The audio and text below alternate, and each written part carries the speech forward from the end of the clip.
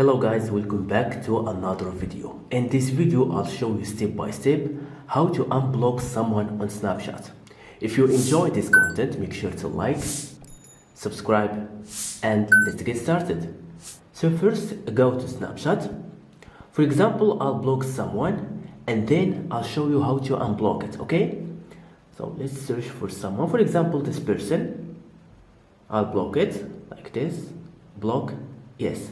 Perfect. Now how we can unblock this person again? So tap here cancel and go to your profile and then tap settings and scroll down until find blocked users. Perfect. Then tap blocked users and here you will find the list of the users that you blocked. For example, if we want to unblock someone, just tap this icon and yes, and that's it, how we can unblock anyone on Snapchat. Thank you so much for watching me. If you found this video helpful, please give it a thumbs up and see you to the next video.